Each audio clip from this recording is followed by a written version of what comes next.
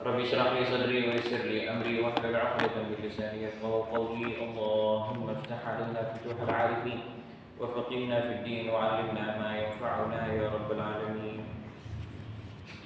Alhamdulillah, syukur kita panjatkan kehadirat Allah Subhanahu wa taala atas segala nikmat dan karunia yang dilimpahkan oleh Allah Subhanahu wa taala kepada kita, sehingga kita kembali dipertemukan oleh Allah Subhanahu wa taala di majelis yang mulia, di malam yang mulia, di tempat yang mulia ini, di dalam bulan yang begitu amat dimuliakan oleh Allah Subhanahu wa taala, yaitu bulan Sya'ban. Bulan Sya'ban merupakan di antara bulan-bulan yang begitu amat diagungkan oleh baginda Rasulullah sallallahu alaihi wasallam. Maka dengan hadirnya Sya'ban di tengah-tengah kita, sudah sewajarnya kita mempersiapkan diri dalam rangka menyongsong bulan suci Ramadan. Karena malam hari ini kita sudah masuk di malam ke-13 Sya'ban. Malam ke-13, besok 14, malam Jumat, malam 15 atau nisfu Sya'ban. Ya. Di malam ke-13 ini menandakan bahwa kita sekitar 17 atau 16 hari lagi kita akan berjumpa dengan bulan suci Ramadan. Maka kita persiapkan diri kita, persiapkan amalan kita, persiapkan lisan, kekuatan, hati, pikiran dalam rangka untuk memperbanyak dan meningkatkan amalan-amalan saleh kita di dalam bulan suci Ramadan. Semoga Allah Subhanahu wa taala senantiasa memberikan kita taufik, hidayah dan inayahnya, sehingga kita dapat berjumpa dengan bulan suci Ramadan dalam keadaan sehat wal afiat. Amin amin ya rabbal alamin. Salawat serta salam semoga senantiasa tetap tercurahkan kepada baginda Nabi besar Muhammad sallallahu alaihi wa alihi wasallam. Sebelum kita masuk ke dalam pembahasan Ramadan, kita baca dulu satu hadis dari kitab Riyadhus Shalihin. Hadis yang ke-6 di dalam babus sabr. Hadis yang ke-6 di dalam babus sabr, atau hadis yang ke-30 di dalam kitab Riyadhus Shalihin. Wa 'an Suhaib radhiyallahu anhu anna Rasulullah sallallahu alaihi wasallam qala. Hadis yang ke-6 di dalam bab ini diriwayatkan oleh sahabat Suhaib bin Sinan yang pernah kita ceritakan pada beberapa pertemuan yang lalu tentang Suhaib bin Sinan, atau yang biasa dikenal dengan Suhaib Ar-Rumi. Suhaib menceritakan bahwasanya baginda Rasulullah sallallahu alaihi wasallam bersabda. Nabi sallallahu alaihi wasallam menceritakan kepada para sahabatnya, ini hadis yang lumayan panjang karena satu cerita dari baginda Rasulullah sallallahu alaihi wasallam. Apa kata dan cerita baginda Rasulullah sallallahu alaihi wasallam? Kana malikun fi man qablakum wa kana lahu sahir. Pada zaman dahulu ada seorang raja. Nah, ini sama kayak kita bercerita ke anak-anak ini. Pada zaman dahulu ada seorang raja. Dan ini bukan saya yang menambahkan kata-kata pada zaman dahulu, memang dari hadis ini. Karena pada zaman dahulu, kana malikun fi man qablakum. Ada seorang raja, ya, pada zaman dahulu ada seorang raja yang memiliki penyihir. Jadi ini kebiasaannya. Kalau orang-orang dulu, kalau raja-raja itu pasti dia punya penyihir. Ya, makanya kalau di film-film itu sering kita lihat raja-raja pasti pendampingnya tangan yang kanan perdana menteri, yang kiri, nah ini sudah ahli mistis ini.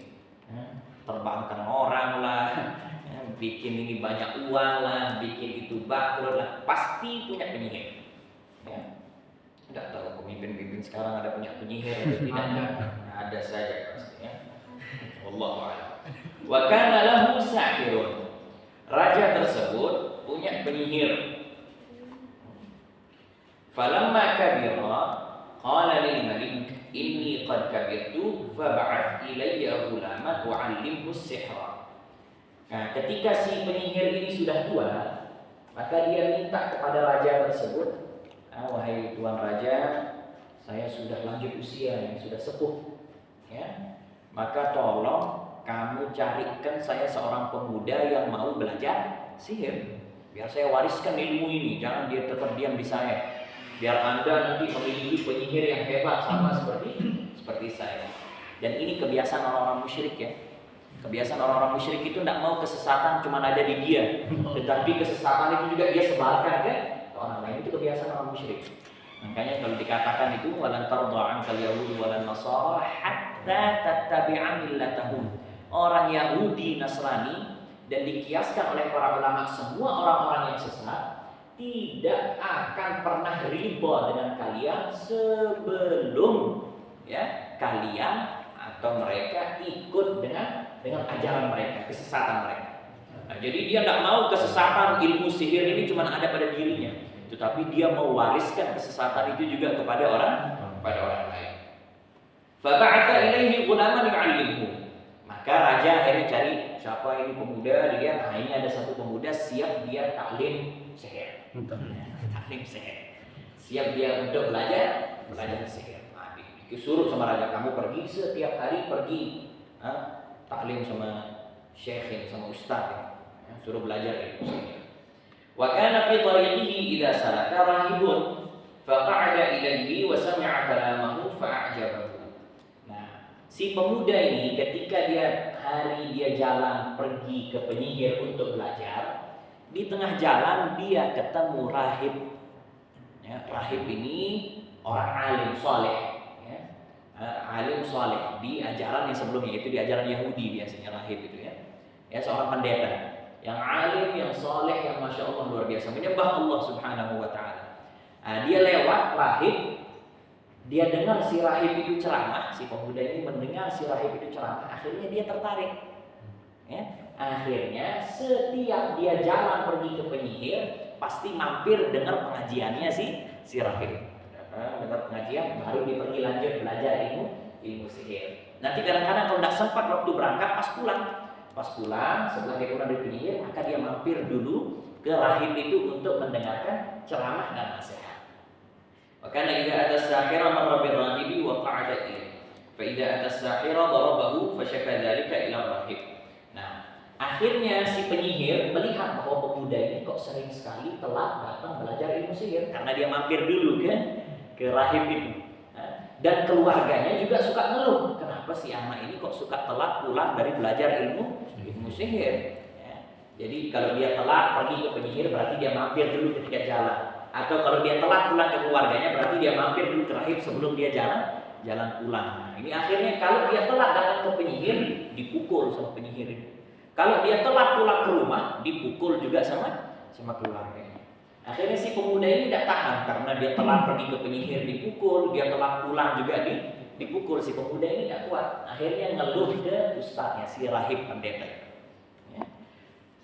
Idza khashita as-sahira fa syaka dzalika ila rahib faqala idza khashita as-sahira faqul habasani ahli wa idza khashita ahlaka faqul habasani as-sahir. Nah, maka si rahib ngasih solusi. Kalau kamu takut dipukul sama ahli sihir, si ustazmu yang ajar sihir itu, maka kamu bilang ke dia bahwa keluarga saya yang bikin saya telat. Disuruh bohong, tetapi di sini bohong untuk kebaikan. Biar dia tetap bisa dapat mengenal Allah ini, biar dia bisa belajar terus. Nah, diajar dia bohong, tetapi bohong untuk kebaikan. Kalau kamu takut dimarah sama penyihir, maka bilang bahwa keluarga saya yang nahan, makanya saya telat. Nah, tetapi kalau kamu juga takut dipukul sama keluargamu, maka kamu bilang penyihir yang bikin saya pulang telat. Nah, akalin sudah dua-duanya. Yang penting kamu tetap bisa ikut belajar dengan saya, kata rahib. فبينما هو على ذلك إذ أتى على دابة عظيمة قد حبست الناس فقال اليوم أعلم الساحر أفضل أم الراهب. Maka suatu hari ya, akhirnya berjalan itu dengan lancar, tidak pernah akhirnya diomel sama keluarga, tidak pernah juga diomel sama penyihir, tetap bisa hadir di majelisnya si pendeta, tetap aman hubungannya. Suatu hari, ini masih dalam ceritanya Rasulullah. Suatu hari si pemuda ini melewati jalan yang biasa dia lalui. Tiba-tiba di situ ada singa besar yang sedang menghalangi jalan. Kok jalan ini kok ramai orang? Ya biasanya tidak terlalu banyak, tidak terlalu ramai. Ini sekarang kok ramai orang? ternyata tiba-tiba ada singa di tengah jalan nakut-nakuti orang yang mau jalan. Nah, si pemuda ini dia bilang, sekarang waktunya kita uji mana yang lebih afdol nih, si pendeta atau si kita coba ya. Maka dia ambil batu, kemudian dia lempar. Fa'akhadha hajaran faqala Allahumma in kana amrul rahibi ahabba ilaika min amri sahir faqtul hadhihi dabbati hatta yamdiyan nas faramaha faqatalaha wa madan nas. Maka dia ambil batu, dia bilang, ya Allah, wahai Tuhanku, kalau seandainya pendeta itu lebih mulia daripada ahli sihir, maka tolong dengan satu lemparan batu saja matikan singa ini ya Allah. Dengan satu lemparan batu saja. Akhirnya dia lempar batu itu, betul kena singa, langsung mati. Nah, orang-orang langsung berjalan, semuanya orang heran loh. Masya Allah, ini muridnya si penyihir. Orang-orang tahunya bahwa dia murid si penyihir, nggak tahu kalau dia murid pendeta. Luar biasa ini murid, harus satu kali lempar saja singa langsung mati. Faramaha faqatalaha an-nas wa madan-nas fa'ata rahibu fa'akhbarahu faqala lahu rahib ay bunayya anta al-yawma afdalu minni qad balagha min amrika ma ara wa innaka satubtala fa in ibtulita fala tadulla alayya. Nah, maka rahib ketika datang si anak ini cerita ke pendeta itu, ke ustadznya yang saleh ini, dia cerita, tadi saya baru satu kali lempar batu ustaz, ya, kena singa langsung mati. Dan saya mengucapkan doa ketika saya lempar batu itu, ya Allah, kalau engkau lebih afdal daripada si ahli sihir, maka bunuhlah singa itu ya Allah. Dan akhirnya terkabul. Berarti antum ini yang lebih afdal daripada ahli sihir. Maka rahib mengatakan, mulai hari ini berhenti di talim. Kata si pendeta, mulai hari ini berhenti talim. Karena ente sekarang jauh lebih afdal daripada anak. Saya belum pernah begitu-gitu. Saya belum pernah lempar singa langsung mati, tapi ente sudah pernah nyoba lempar singa langsung mati. Ai bunayya antal yauma afdal minni. Nah, mulai hari ini engkau lebih mulia daripada aku. Kedudukan kamu sudah tinggi di sisi Allah Subhanahu wa taala. Nah, dan suatu saat saya ingatkan kamu, wahai anakku, kata si pendeta ini kepada muridnya, kamu akan diuji oleh Allah. Nah, kalau kamu diuji oleh Allah, apapun bentuk ujiannya, minta tolong jangan pernah sebut nama saya. Kata si ustaz ini, kata si rahib pendeta yang alim ini, jangan pernah kamu sebut nama saya. Jangan libat-libatkan saya di masalah kamu. Wa kana al-ghulamu yubri'ul akmaha wal amras wa yudawiyan nasa min sa'iril adwa. Nah, subhanallah, si murid ini ketika dia sudah pulang, ya, dan juga diumumkan lulus dari ilmu sihir, ya, diumumkan juga bahwa si penyihir bilang dia lulus, si alim itu juga bilang bahwa ini sudah lulus. Subhanallah, si ghulam ini, si pemuda ini punya karamah, ya, kelebihan diberikan oleh Allah Subhanahu wa taala, bisa menyembuhkan semua penyakit. Apapun penyakit. Mau lumpuh dari lahir digosok langsung berdiri. Mau buta dari lahir ditiup langsung bisa ngelihat. Ya, mau punya penyakit kulit yang berbahaya diusap sekali langsung sembuh. Diberikan karamah oleh Allah Subhanahu wa taala. Fasami'a jalisul lil maliki kana qad ami fa'atahu bi hadaya katsira faqala ma hauna laka ajma'u in anta syafaitani. Maka kehebatan si pemuda ini yang bisa menyembuhkan segala macam penyakit ini didengar oleh Perdana Menteri atau asisten raja pada waktu itu. Asisten raja pada waktu itu mengalami kebutaan, tidak bisa melihat. Matanya sama sekali tidak bisa melihat. Dia dengar bahwa ada pemuda yang bisa menyembuhkan, dia kumpulkan banyak uang, emas, dengan makanan dan apapun, pakaian, semuanya dia kumpulkan, dan dia panggil si pemuda itu. Semua yang kamu lihat ini banyaknya harta benda, aku berikan kepadamu dengan syarat kamu bisa menyembuhkan daripada mataku yang sudah buta ini, agar aku bisa melihat kembali. Maka si pemuda itu menjawab, inilah ashfi ahad, innama yashfi Allah ta'ala. Fa in amanta billahi ta'ala da'awtu Allah fasyafaka. Ya. Maka si pemuda ini bilang, sesungguhnya yang menyembuhkan bukan aku. Si pemuda itu bilang, yang menyembuhkan itu bukan aku. Yang menyembuhkan itu adalah Allah Subhanahu wa taala. kalau kamu mau beriman kepada Allah, aku akan doakan kamu kepada Allah sehingga nanti Allah akan memberikan kesembuhan kepada. Maka si asisten raja ini, ya orang kepercayaan raja ini mendengar hal itu, ya demi biar dia bisa sembuh, maka dia beriman kepada Allah Subhanahu wa taala, ya. Dia bersyahadat beriman kepada Allah. Fa amana billahi ta'ala fasyafahu Allah ta'ala. Maka dia beriman kepada Allah, si pemuda angkat tangan langsung diberikan kesembuhan oleh Allah Subhanahu wa taala. Fa'atal malik fajalasa ilaihi kama kana yajlis. Setelah dia pulang dapat kesembuhan, maka pulanglah si asisten raja ini pergi ke raja. Seperti biasa dia setiap hari memang duduk sama raja. Dia duduk. Maka raja kaget. Faqala lahul malik man radda 'alaika basarak. Ya, raja bilang, siapa yang mengembalikan itu penglihatanmu? Kok bisa melihat sekarang? Ya. Qala rabbi. Maka dia menjawab, si asisten raja itu menjawab, yang mengembalikan penglihatan itu adalah Tuhanku. Faqala walaka rabbun ghairi. Maka raja itu berkata, apakah kamu punya Tuhan selain aku? Jadi si raja itu juga ngaku dirinya sebagai Tuhan. Tapi dalam riwayat dikatakan bahwa ini bukan Fir'aun, tapi memang ada raja lain yang juga mengaku sebagai Tuhan. Banyak memang raja-raja rata-rata kalau zaman dulu itu kalau sudah hebat sedikit, punya penyihir, punya apa, terus ngaku dirinya sebagai Tuhan. Walaka rabbun ghairi, apakah kamu punya Tuhan selain aku? Kata raja. Qala rabbi wa rabbuka Allah. Maka asisten raja itu mengatakan, Tuhanku dan Tuhanmu adalah Allah Subhanahu wa taala. Fa akhadahu falam yazal yu'adzibuhu hatta dalla 'ala al-ghulam. Maka akhirnya dia disiksa oleh raja. Disiksa, ditanya, siapa itu yang suruh kamu sembah Tuhan selain aku? Siapa? Akhirnya si asisten raja ini ngaku bahwa saya didakwahkan, diajak oleh pemuda murid dari ahli sihir yang dulu kamu kirimi. Maka faji'atul ghulam, didatangkan pemuda itu ke hadapan raja. Faqala lahul malik ay bunayya qad balagha min sihrika ma tubri'ul akmaha wal abras wa taf'al. Faqala inni la ashfi ahadan innama yashfi Allahu ta'ala. Maka ditanya oleh raja pemuda itu, wahai pemuda, aku dengar kamu bisa menyembuhkan orang buta, kamu bisa menyembuhkan orang yang sakit kulit, kamu bisa buat ini, kamu bisa buat itu.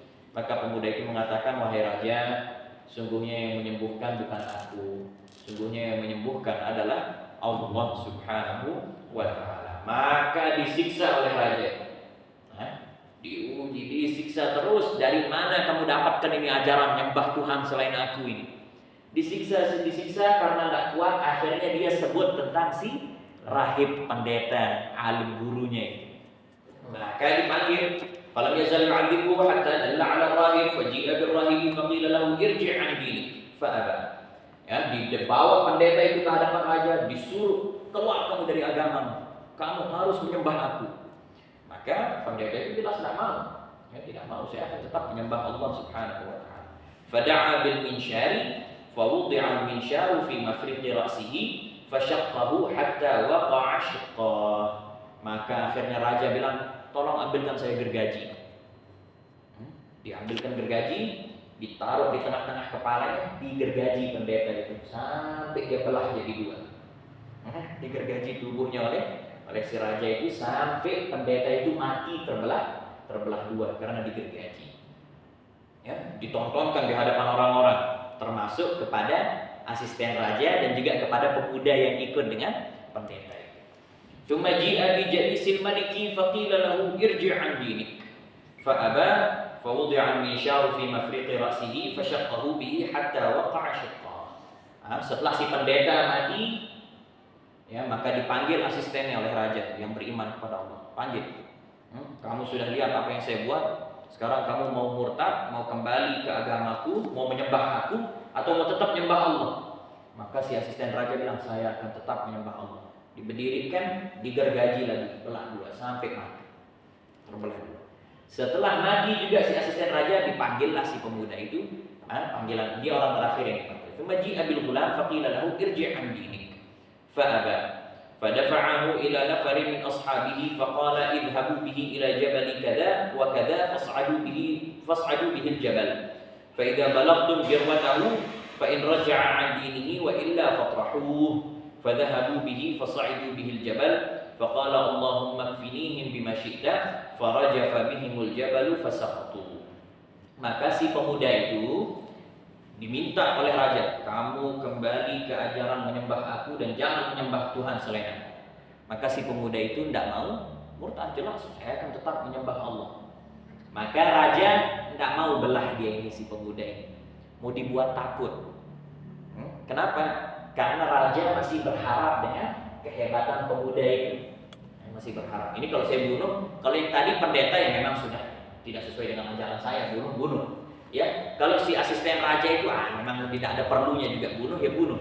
Tapi kalau pemuda ini dia masih dibutuhkan oleh raja, maka raja menghukum dia dengan cara dipanggilkan pemuda-pemuda, ya beberapa orang pemuda, dalam riwayat disampaikan 30 sampai 40 orang, disuruh bawa si pemuda ini yang beriman kepada Allah, bawa dia naik ke atas gunung, taruh di ujung gunung, terus tanya dia, apakah dia mau kembali menyembah raja atau mau tetap menyembah Allah. Kalau dia mau kembali, dia sudah bawa dia pulang. Tapi kalau dia mau tetap menyembah Allah, maka buanglah dia dari ujung atau dari puncak gunung itu. Maka akhirnya dibawa sama pemuda-pemuda. Begitu dia sampai ke atas gunung, maka si pemuda itu berdoa, ya Allah, lindungilah aku daripada gangguan mereka. Maka subhanallah, gunung itu langsung bergetar, semuanya jatuh mati kecuali dia tetap hidup. Akhirnya si pemuda ini pulang lagi kembali kepada raja. Wa jaa yamshi ila al-malik, faqala lahu al-maliku ma fu'ila bi ashabik, faqala kafanihimullahu ta'ala.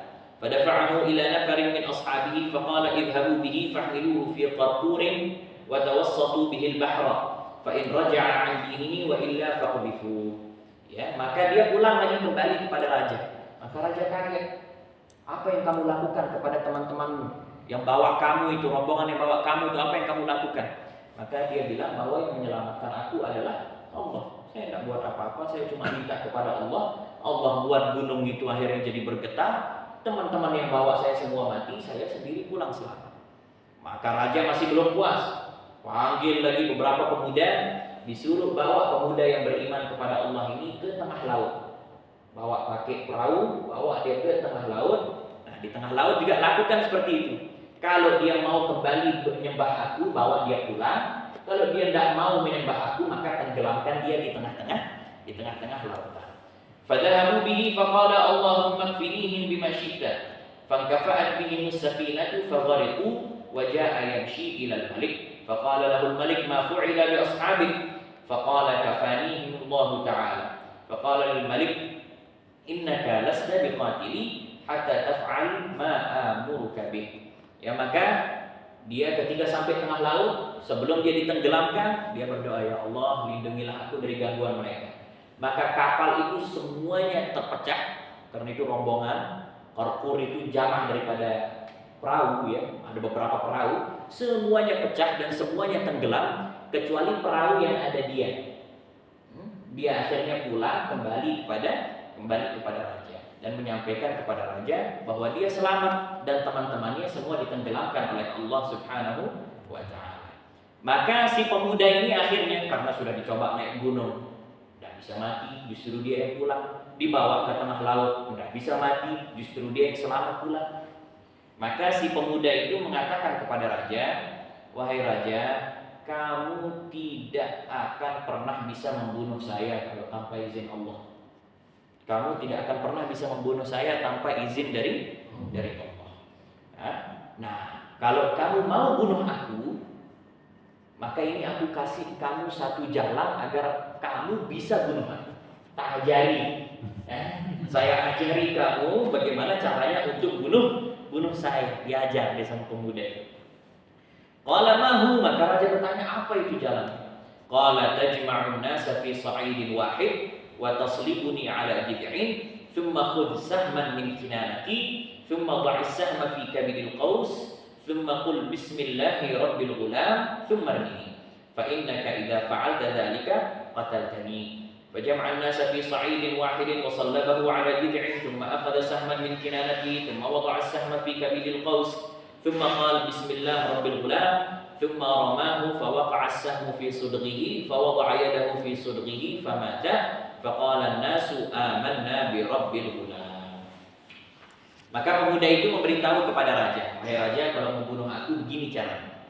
Kumpulkan seluruh rakyat di satu padang yang luas, cari tanah yang paling besar, kumpulkan rakyat engkau semuanya, kemudian taruh aku di dataran yang agak tinggi biar orang semua bisa melihat aku, salib aku di sebatang kayu," kata pemuda ini, "salib aku di sebatang kayu, taruh, ya, lalu kemudian ambil anak panah dari tempatku," dia ada punya anak panah gitu, sama-sama dulu, ambil salah satu dari anak panah milikku, lalu kemudian suruh anak buahmu satu tembakkan persis di kepalaku sini.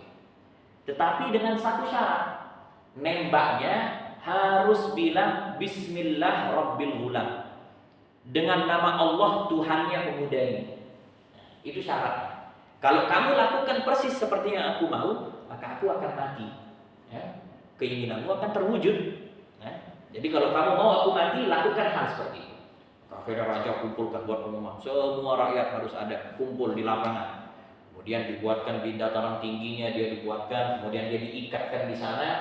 Kemudian ada salah satu pasukan yang ngambil dari anak panahnya pemuda itu, dia tarik sambil mengucapkan bismillah rabbil ghulam, maka ditembakkan persis langsung ke kening daripada pemuda itu. Maka ketika dia kena, langsung dia meninggal dunia. Matilah pemuda yang beriman kepada Allah Subhanahu wa taala. Maka rakyat yang melihat hal itu, karena dibacakan bismillah rabbil ghulam, pemuda itu akhirnya mati, maka semua rakyat langsung teriak amanna bi rabbil ghulam.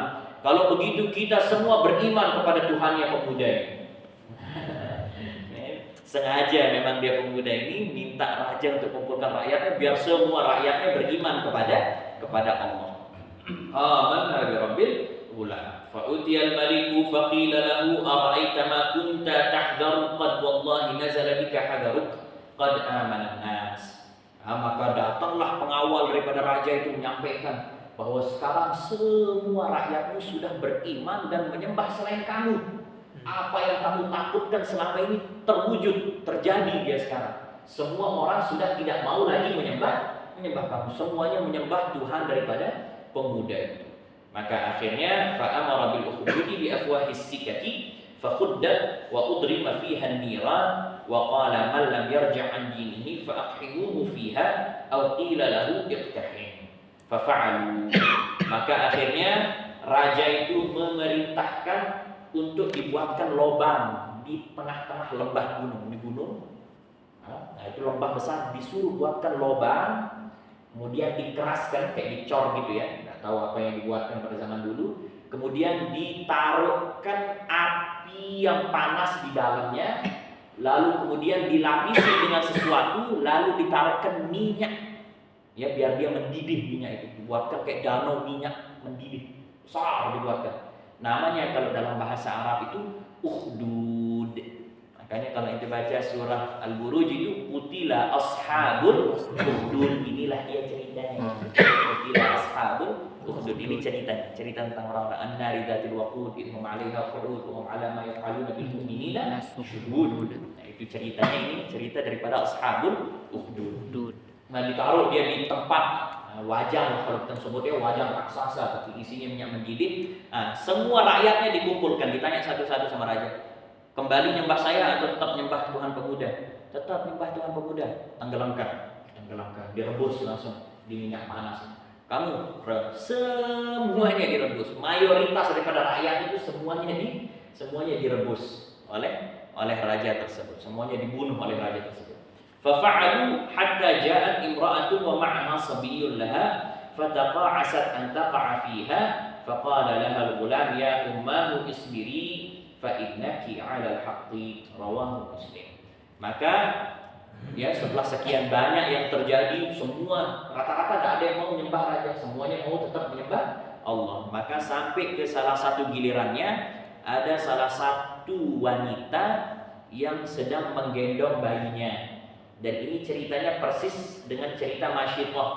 yang kita ceritakan kemarin waktu di Isra Mi'raj itu, Masyitah yang tukang sisir anaknya Fir'aun itu persis, tetapi bukan cerita yang sama, ini orang yang berbeda ya. Maka ketika si perempuan ini dia sudah takut mau cemplungkan, ya memasukkan dirinya ke dalam daripada minyak yang panas itu karena dia takut, tak tega karena dia sedang gendong anaknya yang kecil. Maka subhanallah anaknya yang kecil itu yang masih bayi itu berbicara, wahai ibu, mari kita lompat sama-sama karena kita sama-sama berada di dalam kebenaran, berada di jalan yang hak. Maka akhirnya ibu itu pun lompat bersama dengan bayinya. Rawah Muslim. Hadis ini diceritakan oleh baginda Rasulullah SAW dan diriwayatkan oleh Imam Muslim. Cerita ini itulah penjelasan atau penjabaran daripada ayat Al-Quran. Qutila ashabul ukhdud, telah dibunuh ashabul ukhdud, orang-orang yang terbunuh di dalam ukhdud atau wajan panas yang besar. Pelajaran daripada hadis ini tentunya seperti yang disampaikan tadi, bahwasanya kebiasaan memang orang-orang musyrik itu untuk mewarisi daripada kesyirikannya, kejahatannya, kemaksiatannya. Ya, jadi si penyihir itu tadi tidak mau dia tahu sihir sendiri, justru dia mau ajarkan kepada pemuda yang alhamdulillah pemuda itu terselamatkan karena diajari oleh pendeta yang alim itu tadi. Kemudian pelajaran yang penting daripada hadis ini juga, bahwasanya daripada hadis ini ya isbatul karomah, mengisbat atau memastikan adanya karomah. Jadi kalau mendengarkan ada hal-hal yang terjadi aneh ya, khawariqul ada terjadi sesuatu yang kelihatan agak aneh ya, dibuat oleh orang yang masya Allah, orang yang saleh, orang yang alim, maka kita wajib untuk percaya. Nanti dia masalah, na'udzubillah, kalau memang itu orang dia bohong, dia apa ya, itu urusannya dia. Kita wajib untuk percaya terhadap karomah. Dan orang yang tidak percaya dengan karomah, bahayanya na'udzubillah, sama dengan orang yang tidak percaya mukjizat. Artinya dia tidak percaya kepada Allah. Karena yang menetapkan adanya karomah pada seseorang itu adalah Allah. Allah yang menetapkan. Orang itu dia bisa jalan di atas air, orang itu dia bisa jalan di atas laut, orang itu dia bisa berumah di tengah laut misalnya, ya. Atau ada hal-hal yang aneh, ya. Kita lihat orang itu jalan dia tidak kena hujan sama sekali. Itu adalah keistimewaan yang diberikan oleh Allah kepada hamba-hamba yang memang dikehendaki oleh Allah Subhanahu wa ta'ala. Kewajiban kita untuk percaya saja. Masalah dia benar, dia pakai seher, dia pakai jin, itu tidak ada urusan kita. Itu kita tidak ada urusan. Karena bahayanya kalau ternyata itu adalah karomah lalu kita ingkar, maka nanti efek buruknya akan terjadi kepada kita. Kenapa? Karena kita seakan-akan tidak percaya kepada Allah Subhanahu wa ta'ala. Dan halnya atau keadaannya para aulia, kalau karomah itu biasanya tidak dipamerkan. Kalau karomah itu tidak dipamerkan. Ya, tetapi Ustaz saya lihat dia, ya memang siapa tahu ini kebetulan ada. Dia tidak niat pamerkan, tetapi kita saja yang kebetulan ada sehingga melihat daripada karomah itu. Dan kalaupun dia melihatkan dengan sengaja, biasanya aulia itu melihatkan kepada orang terdekatnya, murid-muridnya. Nah, itu wajar saja. Karena baginda Rasulullah SAW saja menunjukkan mukjizat agar orang juga bisa percaya dengan dia. Itu memang senjata. Karomah dan mukjizat itu walaupun tidak bisa kita samakan, karena kalau mukjizat itu memang khusus untuk nabi, kalau karomah itu untuk aulia, tetapi dia fungsinya sama-sama senjata. Ya, fungsinya itu adalah sama-sama senjata. Nabi bersenjatakan dengan mukjizat, ya para aulia juga bersenjatakan dengan karomah. Entah untuk membuat orang itu untuk percaya kepada dia sehingga bisa ikut dengan kebenaran, atau untuk melindungi dirinya daripada keburukan, ya, agar dia tidak tetap mendapatkan gangguan dari orang lain. Ya. Jadi karomah itu ada. Jangan tidak percaya karomah, bahaya orang yang tidak percaya karomah. Banyak orang yang hancur hidupnya hanya gara-gara dia tidak percaya karomah. Karena namanya karomah itu kan kemuliaan dari Allah. Kalau kita tidak percaya, berarti kita tidak percaya kepada Allah. Baik, ikhwani rahimakumullah. Masih ada sisa waktu sedikit, sekitar 10 menit. Mau membahas tentang shaum, tentang puasa, karena kita sudah dekat dengan bulan suci Ramadan.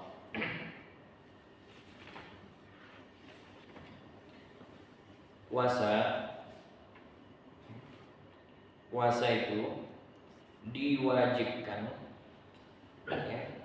kepada seseorang kalau terjadi salah satu dari 5.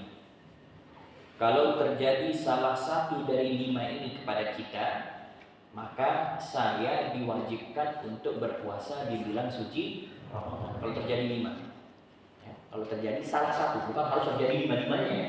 Terjadi salah satu dari 5. Yang pertama, dan ini berlaku umum, 2 untuk umum, 3 berlaku khusus kepada pelakunya. Yang pertama, ini saya akan jabarkan. Yang pertama, puasa itu diwajibkan, puasa Ramadan itu menjadi wajib untuk kita kalau bulan Sya'ban sempurna 30 hari. Kalau bulan Sya'ban sudah sempurna 30 hari, maka besoknya kita semua sudah wajib berpuasa Ramadan. Wajib, karena tidak ada istilah 31 Sya'ban. Sya'ban itu antara 29 atau 30. Kalau di malam 29 itu ternyata tidak dilihat bulan, maka sempurna atau fix bahwa besok itu adalah 30 Ramadan. Kalau di malam 30, ya, tanggal 29 tadi ini, di malamnya tidak dilihat hilal, maka besok tanggal 30 Sya'ban dan lusa tanggal 1 Ramadan fix. Tidak ada perdebatan lagi, ya. Tetapi kalau di malam 30 itu ternyata dilihat ada hilal, pertanda bulan sudah berganti, maka besok adalah tanggal 1 Ramadan. Tidak ada 30 Sya'ban, ya.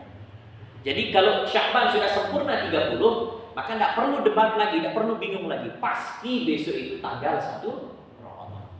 Kemudian yang kedua, ya, wajib bagi seseorang untuk berpuasa kalau ada kesaksian yang ditetapkan oleh hakim, yaitu ada orang yang bersaksi bahwasanya dia melihat bulan, ru'yah. Dia ru'yatul hilal. Dia melihat bulan dengan syarat-syarat orang yang melihat. Ada syarat-syaratnya, yaitu dia jujur, dapat dipercaya, tidak ahli maksiat, bukan pembohong, bukan pendosa. Orang yang kalau dia berbicara masyarakat pasti percaya, dan tentunya diputuskan oleh hakim, hakim untuk pengadilan agama atau Kementerian Agama kalau kita di Republik Indonesia ini. Kalau dia tidak sesuai dengan syarat, maka tidak bisa dia dijadikan sebagai kesaksian yang disahkan oleh hakim, ya, tidak bisa ya. Jadi itu ada syarat-syarat yang tertentu. Intinya, kalau pemerintah sudah memutuskan bahwa besok kita puasa karena tadi ada orang yang bersaksi bersumpah bahwa dia melihat hilal, dan namanya ru'yatul hilal itu tidak boleh pakai teropong, ya. Namanya ru'yatul hilal, dia melihat dengan matanya secara langsung, bahkan tidak boleh pakai kacamata. Makanya yang bicara ini tidak bisa dia ru'yatul, tidak bisa dia ru'yatul hilal. Hilal kapan, tanggal berapa, tidak tahu, ya, tidak jelas ya. Jadi orang yang ru'yatul hilal, di antara syaratnya adalah dia tidak ada pembatas apapun antara matanya dengan hilal, tidak dengan kacamata, tidak dengan teropong, apalagi dia mau pakai, ya, satelit, tidak bisa, tidak boleh, ya. Dia langsung melihat hilal.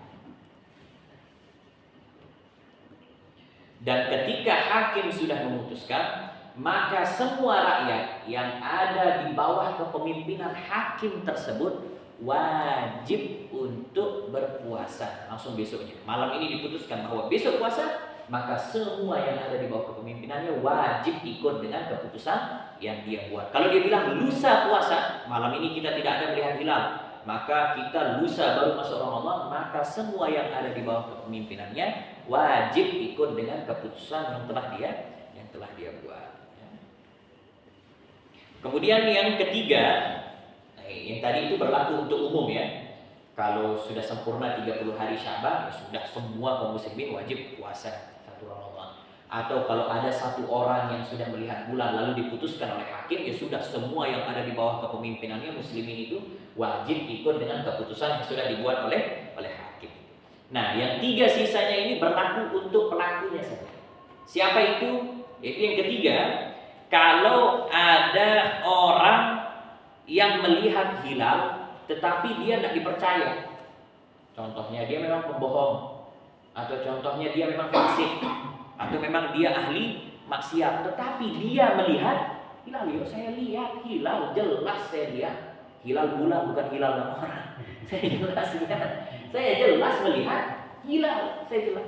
Tetapi karena dia memang ucapannya tidak bisa dipegang, kesaksiannya dia tidak diterima. Orang dia pembohong, dia pendosa, ahli maksiat, setiap malam dia suka buat ini, setiap malam dia suka buat itu, tidak dapat diterima kesaksiannya. Maka dia yang melihat wajib untuk berpuasa besoknya. Wajib dia puasa. Wajib dia untuk berpuasa. Khusus tetapi untuk dirinya sendiri. Atau juga kalau dia ada punya tanggungan di rumah, anak istrinya juga wajib ikut dengan apa yang dia lihat. Tapi khusus untuk di dalam rumahnya. Kalau wajib dia ngasih tahu tadi tuh, wajib dia ngasih tahu ke warga, tetangga, sebagainya. Iya, wajib. Tidak punya kewajiban orang di pendosa. Tidak ada kewajiban. Tidak ada kewajiban. Yang wajib untuk memberitahu itu adalah kalau dia mausuk, memang orang yang dapat dipercaya. Kalau dia pendosa, memang tidak percaya. Iya. Apalagi tidak dipercaya, terus sekerah kayak ingat hilal. Masa dia mau lihat hilal, misal. Contohnya kalau ada orang yang seperti itu kan, ya sudah. Maka dia sendiri wajib dia untuk berpuasa. Dan dia tidak ada kewajiban untuk memberitahukan. Apalagi kalau dia tahu kapasitas dirinya memang pendosa. Kalau saya ngomong memang tidak ada orang bakal percaya, apalagi urusan hilal-hilal begini. Itu yang pertama, atau yang pertama yang berlaku untuk diri sendiri, atau yang ketiga secara umum ya. Kemudian yang keempat, kalau dia diberitahu oleh orang, ya, kalau dia diberitahu oleh orang bahwa orang tersebut melihat hilal, tapi hanya saja kesaksiannya tidak dipakai sama hakim. Seperti yang tadi, contohnya yang tadi, ada seorang pendosa, ya, dia melihat hilal, saya melihat hilal, kesaksiannya tidak dipakai oleh hakim, tetapi si orang pendosa ini dia cerita sama tetangganya, maka tetangganya kalau dia percaya, oh saya percaya sama dia ini, karena dia tidak mungkin bohong lah kalau urusan begini-gini. Memang kalau urusan maksiat dia kenceng, tapi mana mungkin dia bohong kalau ngelihat hilal. Maka kalau dia percaya, maka yang mendengarkan cerita itu pun wajib dia untuk berpuasa besok. Wajib itu. Enggak, saya percaya sama dia. Kalau urusan ini saya percaya. Maka siapapun yang percaya dari ceritanya, secara individu wajib dia juga untuk berpuasa. Wajib dia untuk berpuasa.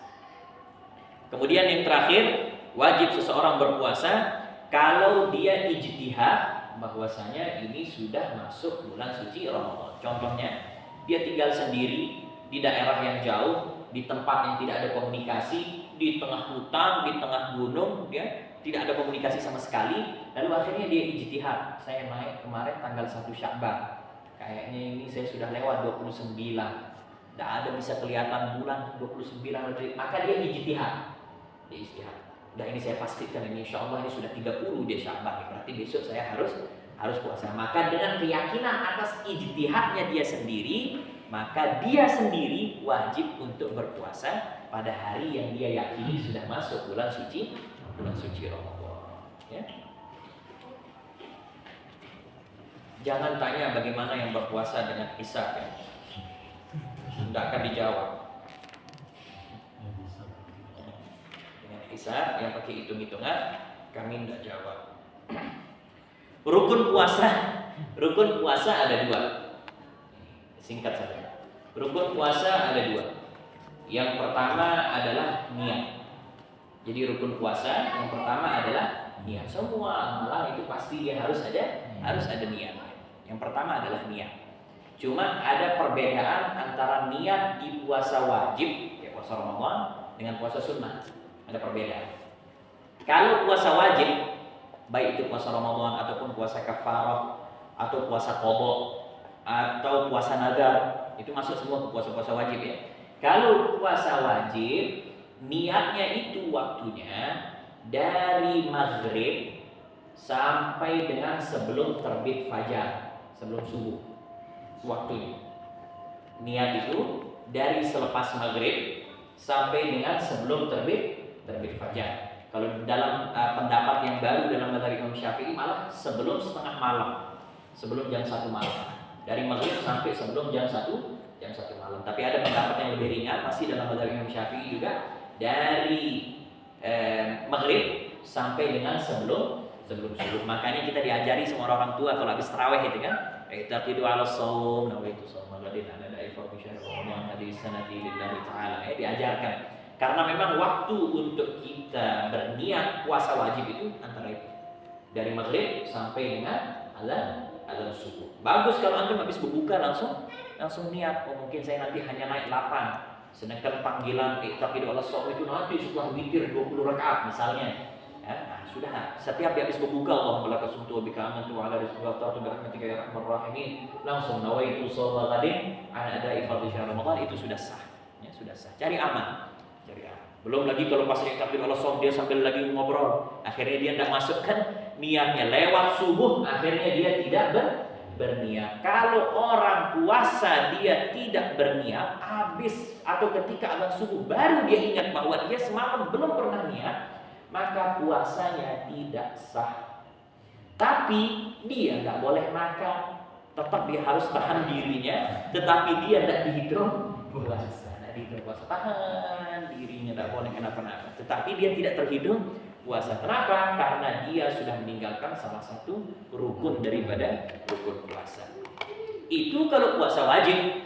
Kalau puasa sunnah, maka waktunya dari terbenam matahari, dari maghrib sampai dengan sebelum zuhur besok. Lebih panjang waktunya kalau puasa sunnah. Jadi antum bisa jam 10 pagi, ya, dengan syarat kalau dari subuh belum pernah makan apa-apa ya. Dari sebelum subuh belum dari subuh, setelah subuh belum pernah apa-apa. Hari Arafah contohnya. Ya, dia tidak tahu bahwa hari ini hari Arafah. Dia belum pernah makan. Dia bangun jam 8, jam 9 dia pergi ke kantornya. Dia lihat kok teman-temannya kok tidak ada makan. Kenapa tidak ada makan? Ayo saya mau belikan makanan loh. Hari ini hari Arafah. Oh, astagfirullah, saya tidak ingat. Nah, tapi untungnya dia belum makan, maka dia bisa berniat puasa Arafah di jam segitu. Intinya sebelum daripada zuhur, ya. Sebelum zuhur. Dengan syarat dia belum makan. Tapi kalau sudah habis subuh, sudah bakar rokok, sudah sempat surat kopi, tidak bisa dia berniat. Kecuali bagi orang yang memang pasti puasa kalau dia ingat. Contohnya puasa Senin Kemis. Ada orang ini sudah 10 tahun tidak pernah meninggalkan puasa Senin Kemis. Di suatu hari dia tidak ingat bahwa hari ini hari Senin. Paginya akhirnya dia sarapan di subuh, mungkin karena agak lapar atau lupa, akhirnya dia minum, dia diingatkan, loh bang, ini hari Senin, biasanya abang puasa Senin Kemis. Baru dia ingat, maka seluruh ulama sepakat boleh dia lanjut puasa walaupun dia sudah makan. Kenapa? Karena dia memang istiqomah puasa. Istiqomah itu kuncinya. Siapa yang tahu istiqomahnya? Ya pelakunya itu sendiri. Dia yang tahu. Kita nggak bisa hukumi dia. Tuan Aziz itu dia istiqomah atau tidak, Ustaz Ziyad. Yang tahu itu masing-masing pelakunya. Antum yang tahu istiqomah. Oh, saya istiqomah. Enggak, perasaan ada golongan. Tidak usah nilai istiqomah orang yang paham istiqomahnya, ya. Orang yang paham. Itu dia perbedaan niat, ya. Dan kalau di dalam bulan suci Ramadan, niatnya wajib setiap malam, ya. Wajib setiap malam. Dari malam pertama niat, ya, wajib setiap. Itu yang pertama, rukun yang pertama. Rukun yang kedua atau yang terakhir yaitu meninggalkan segala sesuatu yang membatalkan puasa. Meninggalkan segala sesuatu yang membatalkan puasa. Apa yang membatalkan puasa akan kita sebutkan sekarang. Gak apa-apa, agak panjang dikit ya. Terakhir soalnya. Jadi yang pertama rukun puasa, niat. Selesai niat, dari azan subuh sampai azan maghrib itu antum meninggalkan apapun saja yang membatalkan puasa. Apapun saja yang membatalkan.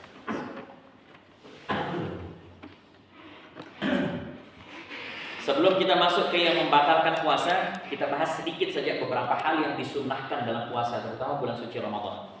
Yang pertama, sunnah untuk mempercepat buka puasa. mempercepat atau takjil istilahnya. Kalau kita kan di sini takjil itu makanan kan.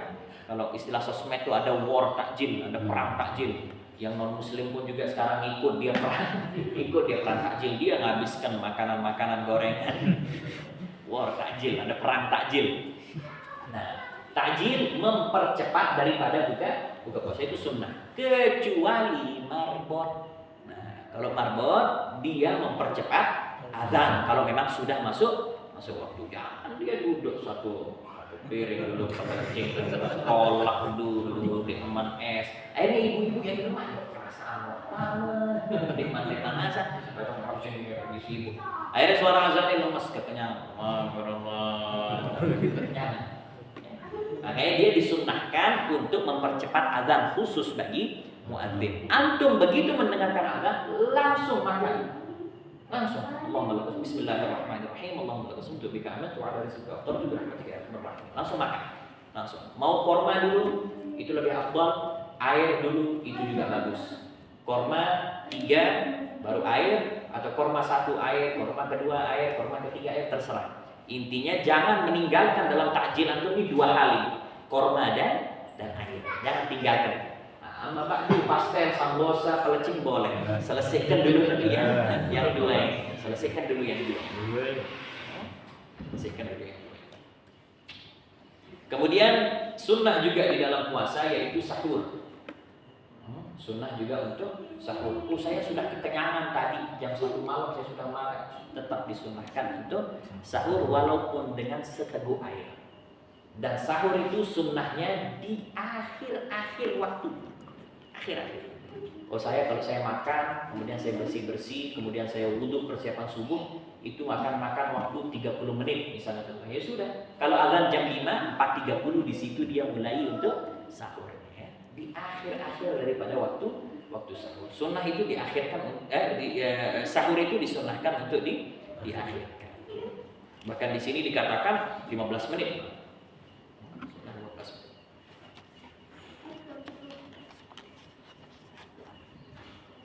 Kemudian juga disunnahkan untuk memberikan makan orang untuk buka puasa, walaupun sekedar korma. Kalau antum tidak semel mengundang cuma sekedar korma tok ke rumah, tapi tidak mampu untuk ngasih nasi, maka bagikan korma ke tetangga bekasih.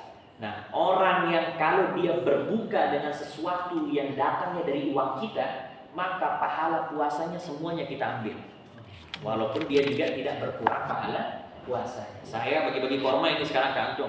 Lalu dengan hasil yang saya bagikan itu antum buka puasa, maka semua pahalanya didapatkan oleh orang yang memberikan walaupun korma. Apa yang dipakai batal itu yang dia dapatkan pahalanya. Besar pahalanya. Kemudian disunnahkan mandi setiap malam selesai sholat maghrib sebelum sholat tarawih. Ya, sunnah setiap habis maghrib selesai berbuka atau sebelum isya. Sebelum jalan sholat tarawih disunnahkan untuk mandi. Kemudian disunnahkan juga untuk menjaga sholat tarawih dari malam pertama sampai malam terakhir. Jangan dari malam pertama sampai malam ke-7 terus malam ke-8 dia tarawih. Tidak pernah dia tarawih. Nanti di 3 hari terakhir baru dia full lagi sampai. Jangan, dijaga sholat tarawih dari malam pertama hingga malam yang terakhir. Dan sholat tarawih dua masna sholatul laili masna. Sholat tarawih itu 2 rakaat. Itu sudah ada hadisnya dari Rasulullah Sallallahu Alaihi Wasallam. Dan kalau ada misalnya yang sholat 4 rakaat, maka dijelaskan bahwasanya sholat 4 rakaat ini saya pakai 4 imam mazhab ya. Jadi bukan Husain bin Aqil yang bicara. Ini 4 imam mazhab ini yang bicara. Anak-anak tuh. Nah mas, keluar kalau mau main. Ini ada 4 imam mazhab. Imam Abu Hanifah mengatakan bahwa sholat 4 rakaat sekaligus dalam sholat tarawih itu hukumnya sah, tapi makruh. Hukumnya sah, tidak ada masalah. Tapi makruh. Kalau makruh, buat apa kita kerjakan? Itu jawabannya sih. Kalau dia memang makruh, jangan. Namanya kita mau sholat sunnah. Namanya kita mau sholat sunnah tarawih, ya dengan cara yang sunnah, bukan dengan cara yang makruh. Akhirnya nanti kita tidak dapat pahala, malah dapat makruhnya. Walaupun makruh itu tidak mendapatkan dosa. Ini yang pertama. Sholat tarawih 4 rakaat langsung kalau kata Imam Abu Hanifah sah tapi makruh. Kalau kata Imam Syafi'i haram mutlak. Kalau kata Imam Syafi'i haram mutlak. Tidak boleh sholat tarawih 4 rakaat, haram, dosa. Bukan saya ngomong ya. Imam Syafi'i yang ngomong. Jadi jangan nanti bilang, oh ini Habib Hussein merasa dirinya lebih pintar dari tuan guru ini. Enggak, ana tidak merasa lebih pintar. Ana ikut Imam Syafi'i. Ya, kalau saya pribadi ya, serahkan. Nah, Imam Syafi'i bilang haram mutlak, tidak ada tawarannya, mutlak haram, dosa. Gitu. Kemudian Imam Malik dan Imam Ahmad bin Hanbal, ya, mereka juga mengatakan haram. Mereka juga mengatakan haram. Tetapi ada salah satu, saya lupa, salah satu dari mereka mengatakan dia sah, sholat itu sah, tetapi tidak dihitung sholat tarawih, dihitungnya sholat sunnah mutlak, dihitungnya sholat sunnah mutlak. Jadi dia tidak dihitung tarawih. Kan sayang ini kita masuk bulan suci Ramadan, sholat yang kita laksanakan sah, tetapi dia tidak dihitung sholat tarawih, dihitungnya sholat sunnah biasa. Sedangkan kita kan mau kejar sholat tarawih. Itu makanya sholat tarawih dengan cara yang diajarkan oleh baginda Nabi dan diatur dalam syariat, yaitu dengan hadisnya Rasulullah, sholatul laili mathna mathna, sholat malam itu dua-dua. Oh nanti ini ada hadis dari Siti Aisyah. Siti Aisyah bilang bahwa sholat tarawihnya Nabi itu 4, lalu kemudian beliau istirahat, lalu kemudian beliau sholat 4, lalu beliau istirahat, baru kemudian beliau sholat witir 3. Itu yang dipakai istrinya. Oh Nabi sholat 4, istirahat, 4, istirahat, baru 3 witir. Maka jawabannya adalah dilihat. Jawabannya itu dilihat. Kalau dia bertentangan dengan hadis-hadis yang lain, karena semua hadis yang lain bilang dua-dua. Cuman ini satu top hadis yang bilang bahwa ini Nabi sholat 4, maka dia harus ditakwil, harus diterjemahkan. Apa terjemahannya? Maka dikatakan oleh para ulama, coba. Bahwa saya agak bingung kalau kalian mau diam. Kalau dia belum bisa ngomong, diam ya. Karena agak bingung dikit. Jadi harus dia ditakwil 4 ini. Bagaimana cara takwilnya?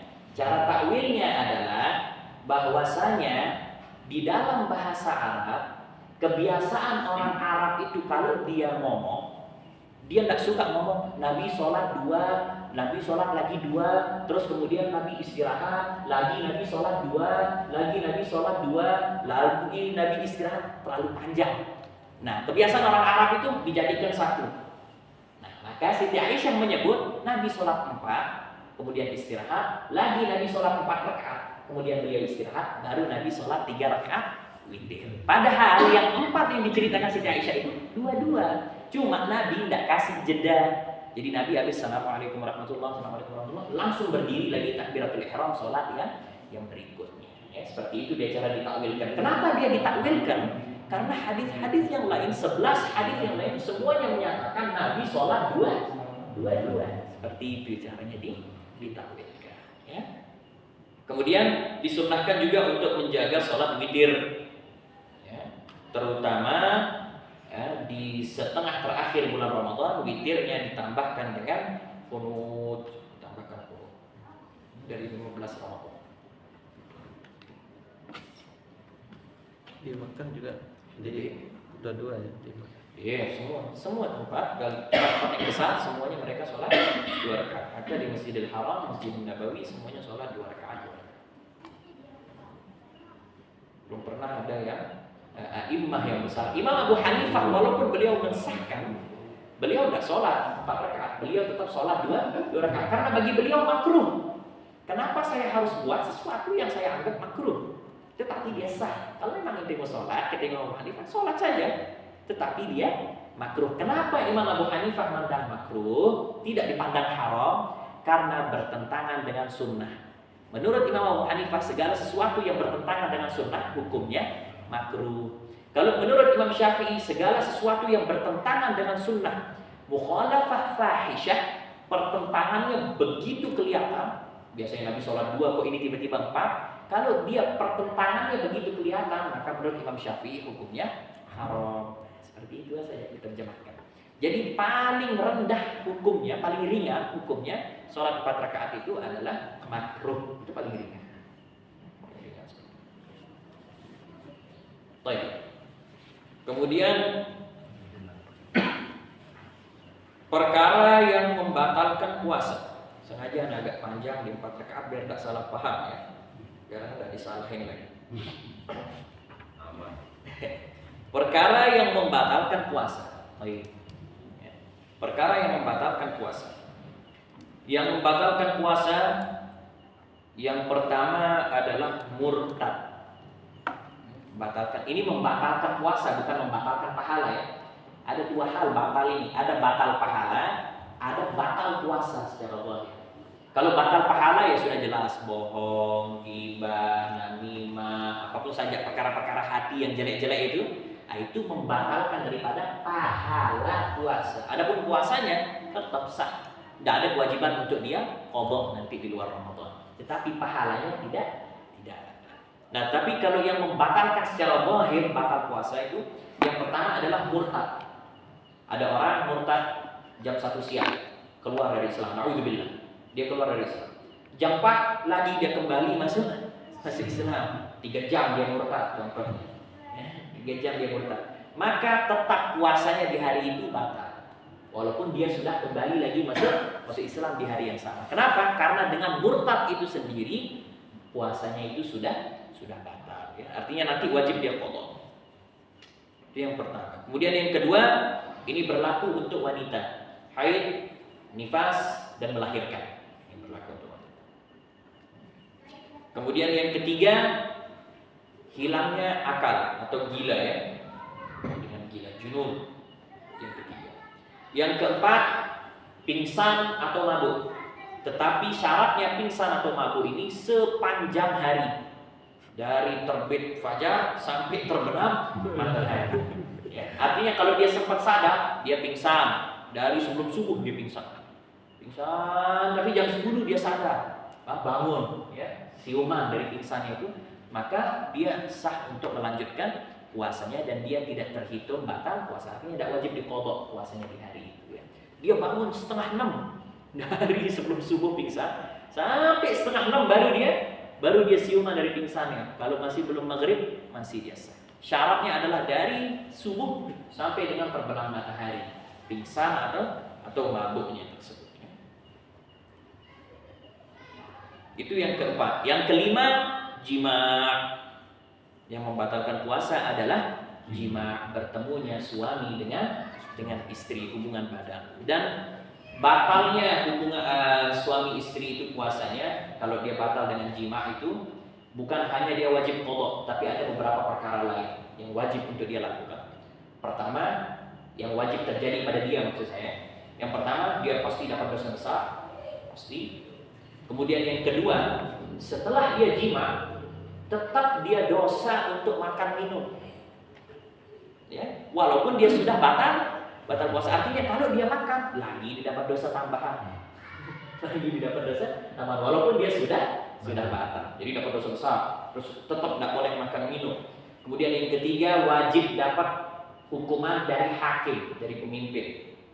Ya, nanti diputuskan entah di penjara sebulan, penjara seminggu, atau disuruh bersihin kampung, disuruh bersihin masjid, terserah. Itu hakim nanti yang memutuskan hukuman untuk dia. Kemudian yang keempat, wajib qadha, itu pasti dia wajib qadha. Kemudian yang kelima, wajib kafarah uzma. Wajib kafarah uzma. Apa kafarah uzma? Yaitu memerdekakan seorang budak. Ya. Oh, sekarang tidak ada budak. Nah, berarti pindah ke opsi kedua, yaitu puasa 2 bulan berturut-turut. Puasa 2 bulan berturut-turut, 60 hari berturut-turut. Kalau di hari ke-59 dia batal karena dia sakit, tetap ulang lagi dari nol. Harus dia 60 hari berturut-turut. Harus 60 hari berturut-turut. Kalau dia tidak siap, tidak bisa. Puasa Ramadan aja kita batal lagi mau puasa. Memang benar-benar dia tidak bisa. Atau memang setelah itu dokter menyatakan bahwa dia tidak boleh puasa karena ada penyakit dan lain sebagainya, maka dia ganti dengan memberi makan 60 orang miskin. satu miskin diberikan 1 mud, ya, 700 gram beras. 700 gram beras. Dan di sini ulama mengatakan bahwa yang diberikan itu dalam keadaan matang, bukan yang mentah. Otomatis kalau antum mau kasih matang, ada sambalnya, kandung, enak kan? Kasih matang. Tetapi setidaknya makanan pokok 1 mud atau 725, nah, itu 1 kilo sudah kalau mau enak. Artinya 60 kilo ya diberikan pada satu hari saja, satu kali saja. Lebih Dua-duanya atau masing-masing? yang apa itu? Suami istri. Dan suami saja. Jadi yang kena kafarah uzma ini hanya suami saja. Kenapa? Karena istri biasanya dia yang dieksekusi biasanya. Lain pergi itu. Wa tajibu hadhil kafarah 'ala rajul la 'ala al-mar'ah. Hanya untuk laki-laki, perempuannya tidak wajib kafarah. Lebih? Qadha. Tinggal dia qadha 1 hari. Qadha 1 hari. Kemudian yang membatalkan puasa yang keenam yaitu sampainya sesuatu atau masuknya sesuatu dari rongga yang terbuka.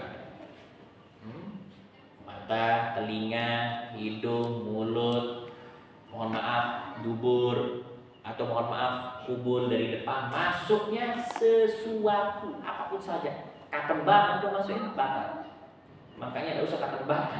Kalau orang mau batal puasa, masukkan katembat, batal.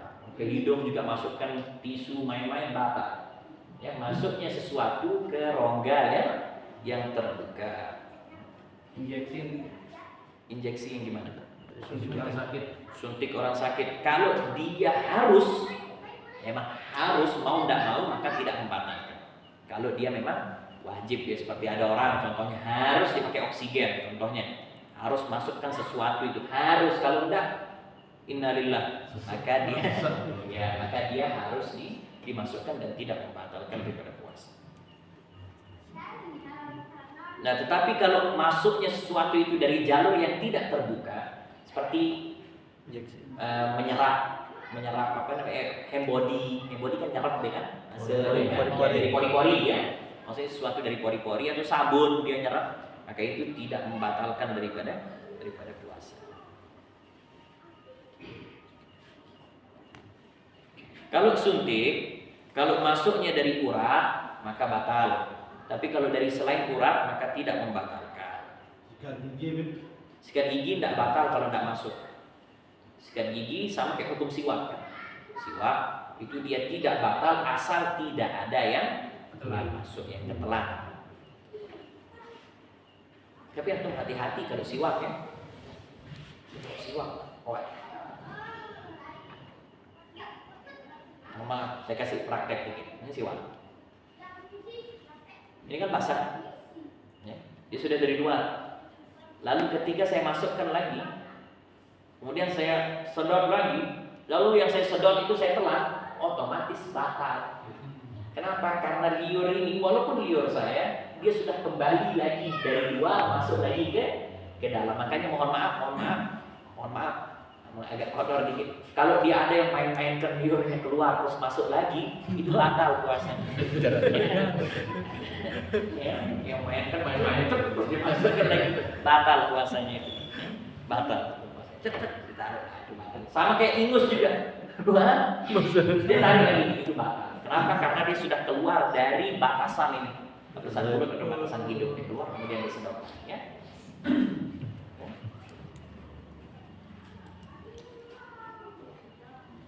Nah, tetapi kalau masuknya sesuatu yang sangat kecil, debu, kecil sekali, ya maka itu tidak membatalkan daripada puasa. Walaupun mohon maaf, walaupun dia misalnya, ya, itu dia tidak membatalkan puasa kecuali kalau ada sesuatu yang besar yang masuk halal, lebih.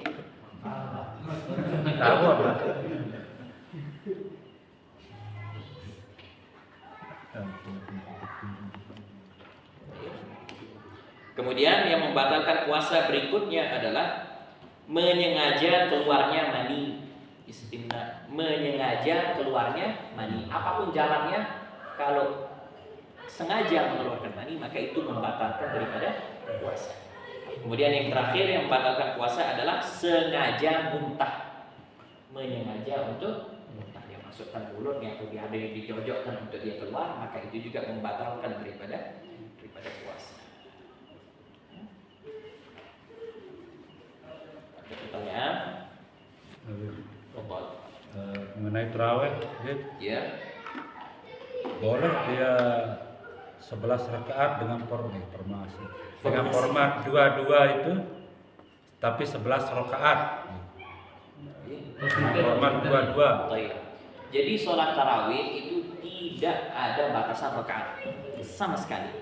Ya, tidak ada batasan rakaat karena ya, apa yang menyebabkan dia tidak ada batasan rakaat? Karena rakaat yang dilakukan oleh Nabi berbeda dengan rakaat yang dilakukan sahabat.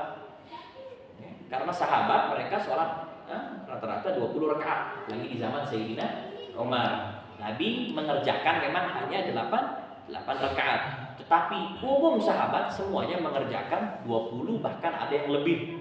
Nah, dari situ diambillah oleh para ulama bahwa tidak ada ketetapan jumlah rakaat di dalam sholat tarawih itu sendiri. Mau sholat 8, 11 dengan witir silahkan, mau sholat 23 jadi 23 dengan witir itu juga silahkan. Bahkan kalau Imam Malik, beliau sholatnya 36 rakaat.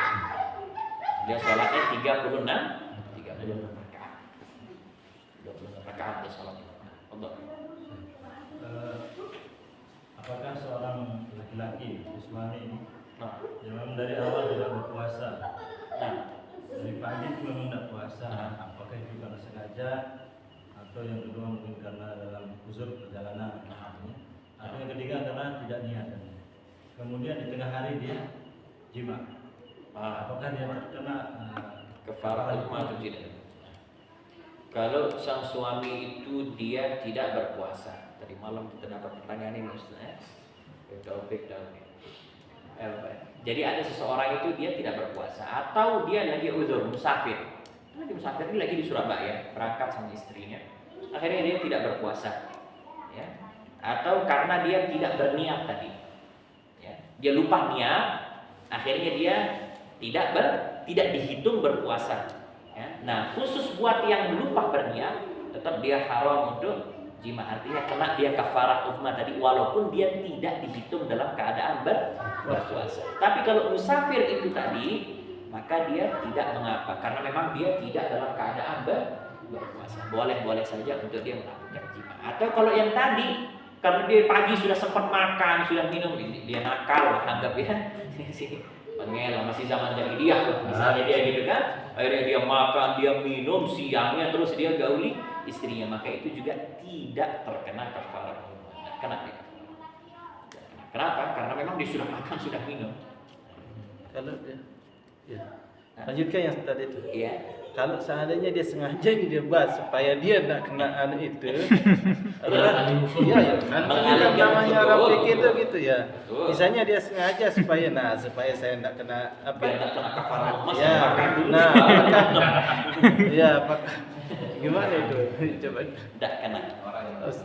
Tidak kena kafarah.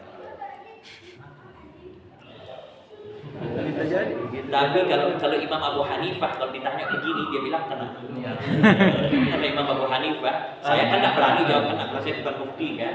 Tapi kalau Imam Abu Hanifah kalau ditanya seperti ini, dia pasti akan bilang kena. Karena niat itu. Karena memang dia sengaja. Gitu. Tapi secara umum dalam mazhab Imam Syafi'i, selama kalau memang dia sudah makan, dia batal karena makan, bukan batal karena jima. Berarti jima itu bukan dilarang karena bulan Ramadan ya, karena puasa. Karena puasa. Bukan karena syahrnya awalnya, bukan karena bulannya. Karena puasanya somnya. Tapi kalau puasa sunnah, ya termasuk dalam kafarah ummah ini, antum puasa nazar di luar Ramadan. Puasa nazar, terus mohon maaf dirusak ke jima, kena kafarah ummah. Karena dia puasa wajib. Nazar puasa wajib. Kena kafarah ummah. Mungkin batal puasa.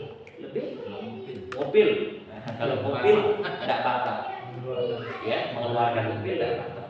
Kecuali kalau dia lewat dari batasan normal. Makanya dia bilang kalau itu masukkan cotton bud tadi, ada kemungkinan dia akan lewat lagi lebih ke atas, itu batal.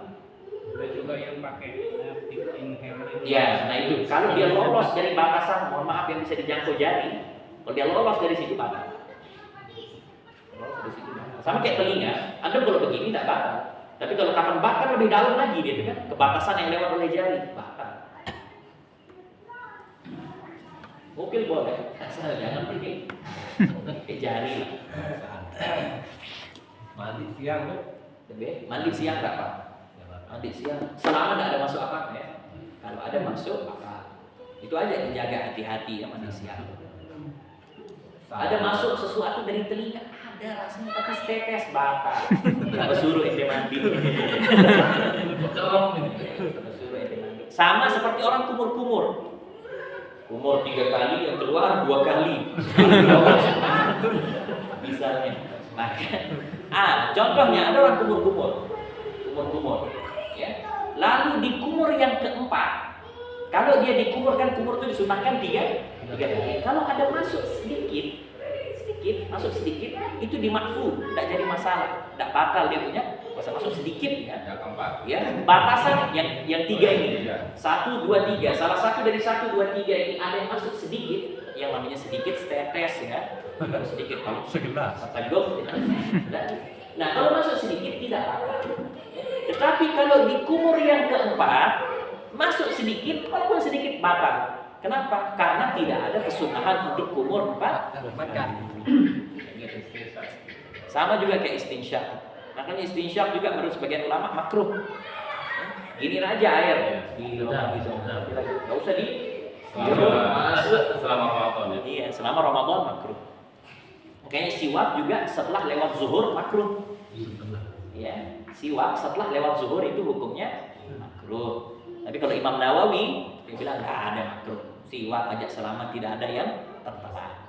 Selama tidak ada yang tertera. Sikat gigi lah kalau kita sekarang. Tapi kalau mandi pakai gayung sungguh-sungguh dalam sumur-sumur muter main ke kentong. Batal. Tidak sengaja. Ya? Walaupun tidak sengaja. Walaupun tidak sengaja. Walaupun tidak sengaja. Batas mandi ketika malam misalnya sudah nyimak. Batas mandi itu apa? Tidak ada batas. Batas mandi wajib itu tidak ada. Walaupun habis azan subuh untuk mandi wajib tidak apa-apa. Tidak apa-apa. Ya itu aja nanti hati-hati pas cuci telinga jangan sampai ada yang masuk. Tetap harus hati-hati. Tetap wajib tidak jadi masalah, tapi hati-hati ketika mencuci bagian yang agak dalam-dalam yang memungkinkan air masuk. Berarti sah walaupun kita Sah. setelah azan Sah. masuk. Dalam hadis diceritakan sama Siti Aisyah, Rasulullah pernah setelah azan subuh di bulan Ramadan masih dalam keadaan junub. Beliau mandi setelah Bilal selesai azan. Dan sah, tidak jadi masalah. Cuman cari aman lebih afdal sebelum sahur. Ya, selesaikan sudah dulu ini ya. Yang bikin was-was ini selesaikan sebelum sahur. Ayo. Yang sedikit Pak. Ya, Allah. Itu dia untuk masalah rokaat Terawih. awal ini. Oke. Saya tuh waktu di Jogja tahun 2000 dan 2001. 2001 kalau salah itu sama 2002 itu. Yang dia alami yang dipakai di masjid yang saya itu 4 rakaat salam, 4 rakaat salam, 3 witir langsung salam gitu. 4-4-3. Iya. Papat dulu formasi merinya. Iya. Tadi kan yang dilakukan dua makna gitu. Iya. Makanya itu saya bilang bahwa kalau menurut Imam Syafi'i itu tidak sah, haram. Kalau menurut Imam Abu Hanifah sah tapi makruh. Menurut Imam Hambali atau Maliki, saya lupa salah satu, sah tapi tidak sah, tapi tidak dihitung terawih. Itu salat sunnah biasa. Seperti itu ya. Sama dia persis dengan yang terjadi di kalau kita di sini kan di Masjid Darussalam sama persis. Seperti itu ya kan, Pak Gimana kalau yang semua tadi itu Bim, udah kita kerjakan di lalu tanpa kita ketahui ilmunya? Ada masalah. Istighfar kepada Allah, taubat kepada Allah, selesai. Lalu gimana? pondok dia berapa tahun. Tidak ada masalah. Tidak ada masalah. Tidak ada masalah. Emang kalau dilihat lebih enak ya langsung ya. Lebih terikat. Masalah fadilah salat tarawih dengan salat qabliyah dan ba'diyah itu. Mana yang lebih diutamakan? Ya. Jadi mana diutamakan ba'diyah isya atau tarawih? Ya kan? Nah, kalau menurut banyak ulama bahwa yang lebih diutamakan itu tentunya ba'diyah isya. Ya. Cuma antum jangan juga cepat menghakimi orang yang tidak ba'diyah di depan kita lalu dia langsung tarawih. Jangan kita hakimi bahwa dia meninggalkan yang afdal, karena bisa saja dia ba'diyah nanti di rumah.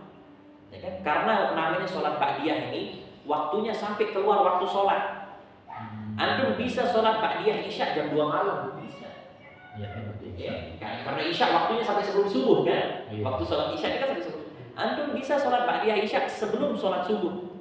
Ya Allah, antum lagi nunggu kecepatan bangun contohnya jam 4 sambil nonton bola misalnya. Sambil nonton bola, ya Allah, tadi saya nggak ba'diyah isya, bisa ba'diyah isya.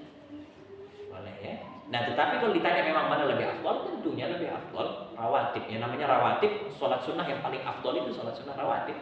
Yang paling afdal. Kenapa? Karena Nabi tidak pernah tinggalkan ba'diyah isya. Tidak pernah ditinggalkan oleh Rasulullah. Pasti beliau sholat ba'diyah isya. Jadi kalau ditanya mana afdal, yang jelas afdal rawatib. Tetapi bukan berarti rawatib afdal terus kita tidak sholat tarawih. Tetap juga kita kejar sholat tarawih. Karena cuma 1 kali 1 tahun ini datang ya, cuma 30 malam, 29 malam. Mana yang kita ikuti dibuka, kadang-kadang ada yang azan di Indo, kita diundang ngaji, ada di sini. Nah, mana kita ikuti? Mana yang antum yakini dia benar? Ya. Mana? Yang antum yakini ya, bukan yang antum senangi ya. Ada beda antara beda senang dengan yakin ya. Mana yang antum yakini betul? Oh, saya yakin insya Allah inilah masjid Pendagi kayaknya yang betul. Sudah antum ikuti masjid Pendagi. Mana yang antum yakini benar? Lalu sekarang sudah enak, kita sudah ada handphone, sudah ada Google jam berapa di maghrib. Mereka belum azan saja kita sudah bisa masukkan korma kadang-kadang. Karena muazzinnya juga kadang-kadang dia makan. Mana yang antum yakini itu yang antum ikuti ya. Ikut radio belum, tunggu Pak Gubernur dulu. Pak Gubernur bukan. Soal lagi Untuk musafir kadang waktu kita mudik itu biasanya kan musafir ya memang kalau Nabi beliau menganjurkan untuk berbuka ketika safar. Ya. Tetapi kalau kata ulama itu melihat keadaan pada zaman dulu. Kalau kita sekarang kita ke Surabaya 1 jam di pesawat dia kan, jam di pesawat sampai selesai jalan dari bandara misalnya pergi ke rumah 1 jam nanti 2 jam saja. Seakan-akan kita tidak ada tenaga yang terbuang terlalu banyak. Nah, tapi tetap kalaupun antum safar lebih dari 84 kilo maka antum boleh untuk buka puasa. Tidak puasa ya, boleh untuk tidak puasa. Karena Nabi mengatakan dalam hadis laisa minal bir as-siyamu fis safar. Bukan sebuah amalan yang baik kamu berpuasa di tengah jalan, kata Nabi. Yang dimaksud 85 kilo tadi 44. 1 kali jalan atau PP? 1 kali jalan. 1 kali jalan. Keliling Sembalun. Kalau begitu saya kan sampai 120 kalau 1 hari 250 kan Sampai terus. Tuhan bolak-balik. Iya. Ini kan itu kan Dia wajib kodok ya. yang dari sini kan ke Nenek Aiman itu Mataram kan 60 sekian kan. Kalau PP kan 100 sekian. Bisa. Hampir 50 kan. Nah, PP ya, PP nggak bisa. itu PP berarti 1 kali jalan aja itu ya. Ya. Kalau PP ya lebih. Tapi wajib kodok. Tapi Iqbal ke Mataram tidak sampai 80 ya? Enggak. Enggak Sembalun ya. Sembalun Mataram. Kayangan Mataram aja cuma 75. Dari Kayangan Praya 57. Wajib kodok dia. Wajib qada, tentunya tetap wajib qada. Sini belanting kayak sampai. Iya, kita tetap jalani aja walaupun begitu. Karena beda keadaan yang dulu yang dimaksudkan sama Nabi. Karena cuma kita duduk aja di posisi kan. Kalau dulu kan jalan dia. Itu mungkin kalau sopir antar provinsi itu. Ya itu Sopir bis gitu kan. mungkin kan. Sebelum akap gitu. dulu nggak pernah bertengkar di Karena itu di mulut. Saya berangkat umroh ya dari Madinah ke Mekah. Mungkin 400 sekian. Kita kan di Indonesia tuh nggak pernah lihat yang kayak gitu kan. 400 kilo 400 sekian, 60-an kan. Saya berangkat itu habis sholat subuh. Lihatnya ini kok berhenti supir. Ya enaknya aja di depan kita tuh merokok. Di Indonesia nggak pernah kita lihat selama ini. Jadi kan saya pegang kita, ini kita puasa. Ini marah terus saya wajib berpuasa karena menyelamatkan nyawa kamu katanya begitu. Harus gitu. Kamu mati katanya. Iya sudah kalau iya begitu kepada Korea di nongkolnya ya sangat aja. Kamu baru dapat 10 real dari Madinah. Kalau kamu mati saya masuk penjara. Ya lapar ngantuk kamu mati. Ayo. Ya sudah kalau gitu ya. Kalah. Memang kenyataannya masuk tahun 98 itu. Bayar dam, tahajud lebih. Ramadan itu ada witir. Nah, Cuman nggak tidur lanjut di mana masih ada. tetap boleh tahajud. Tetap boleh tahajud. Tidak harus jadi jeda dengan tidur ya tahajud. Oh. Ya. Tahajud itu tidak diharuskan jeda tidur. Yang diharuskan jeda tidur itu kalau antum mau tahajudnya agak cepat. Antum mau tahajud misalnya jam 11. Ya sudah, antum habis isya tidur dulu, nanti jam 11 bangun boleh tahajud. Tapi kalau antum sudah tahajudnya jam 2:30, maka nggak perlu tidur. Nggak perlu karena itu sudah terlalu larut malam. Sekarang kasihan kalau misal sapam malam. Ya, akhirnya nggak bisa tahajud dia gara-gara dia nggak tidur. Nah itu. Jadi memang tahajud itu tidak diharuskan tidur kecuali kalau dia mau mempercepat tahajudnya. Ya, dan mau lebih pahala lebih besar ya pasti tidur. Nah, Witirnya di mana, Beb? Witir nggak jadi masalah. Nggak usah. Nggak usah witir. Nggak usah.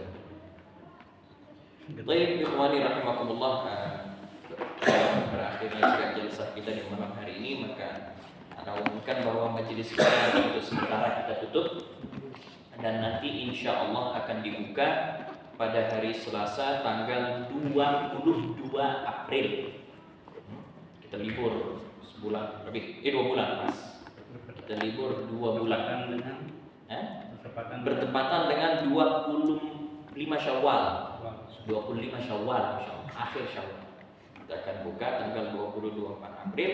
Insya Allah dengan izin Allah Subhanahu Wa Taala kita semua sehat afiat, panjang umur. Dan nanti juga Insya Allah dalam kesempatan itu kemungkinan besar Insya Allah akan dihadiri juga oleh guru saya Habib Taufik bin Abdul Ghadir Segaf, karena beliau memang akan datang itu dari tanggal 18, 19, 20, 21, 22, 23, 24, 25 Insya Allah. Dari tanggal 18 sampai tanggal 25 Insya Allah kita akan pastikan. Nah, kalau beliau jadi Insya Allah beliau ya sini nanti di tanggal 22 itu hari Selasa malam Rabu kita akan buka pengajian Riyadhus Shalihin itu lagi dengan kehadiran beliau Insya Allah dengan izin Allah Subhanahu Wa Taala. Subhanakallahumma wa bihamdika asyhadu an la ilaha illa anta astaghfiruka wa atubu ilaik. Assalamualaikum warahmatullahi wabarakatuh.